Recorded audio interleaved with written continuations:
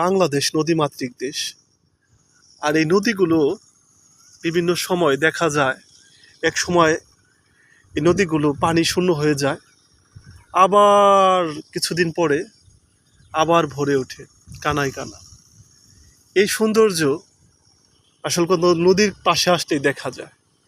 যে একটা মানুষের যখন বয়স থাকে, যে প্রাপ্তবয়স্ক, তখন তার চেহারার মধ্যে যে দৃশ্যটি ফুটে ওঠে, তার এই জীবনে কখনোই দেখা যায় না। যে প্রাপ্তবয়স্ক যে সময় তার যৌবনকালে তার যে সৌন্দর্য হয়ে ওঠে, তো নদীর পাশেও গেলে ঠিক এরকমই মনে হয় যে নদীর যখন নাকি জোয়ার আসে, মানুষের যৌবনের মতন নদীগুলো সেরকম সুন্দর হয়ে ভরে ওঠে কানায় কানায়।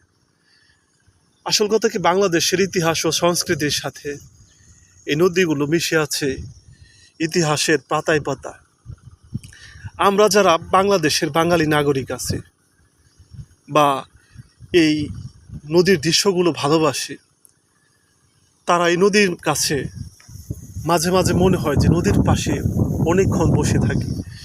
আমি মাঝে মাঝে আমার ভিডিওতে অনেক সময় বলে থাকি যে কারো যদি মন খারাপ থাকে তাহলে নদীর পাশে যান, কারো যদি মনটাকে বড় করতে চান তাহলে আকাশের দিকে তাকান, আর তার চেয়েও যদি ভালো থাকতে চান, নিজেকে একটু নতুন করে তৈরি করতে চান মনের দিক থেকে, তাহলে একটু হলো কক্সবাজার একটু ঘুরতে যান। তো মানুষের পরিশেষে ভালো থাকতে হবে। এই জীবনে দুঃখ কষ্ট বা বেদনা মানুষের জীবনে থাকবে, এটাই স্বাভাবিক।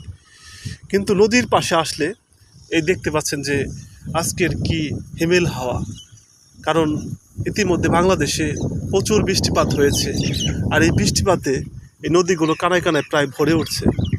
আসল কথা কি, আমরা পড়াশোনা করেছি এই পানি নিয়ে, যখন এই পানিগুলো উত্তাপে আকাশে উড়ে যায় মেঘ আকারে, আবার একটা সময় বৃষ্টি আকারে এই বৃষ্টিগুলো বা পানিগুলো আবার নদীর মাঝে এই জোয়ারে পরিণত হয় পাহাড় পর্বত থেকে।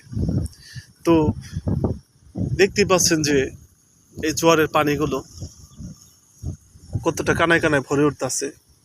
তো এই নদীটা এক সময় আরও অনেক, আমি যতটুকু শুনেছি, আরও অনেক স্রোত ছিল, এখন সেরকম আর স্রোত নেই।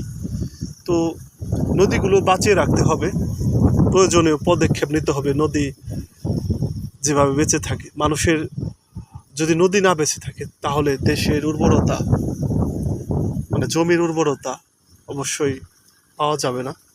তো সকলে ভালো থাকবেন, সুস্থ থাকবেন। মন খারাপ থাকলে বা যে কোনোভাবে নদীর পাশে একটু হলেও সময় দিয়ে ঘুরবেন, দেখবেন ভালো লাগবে। তো অনেক কথা বললাম, অন্য সময় অন্য বিষয় নিয়ে আবার কথা হবে। সে পর্যন্ত ভালো থাকবেন। আল্লাহ হাফেজ, আসসালামু আলাইকুম।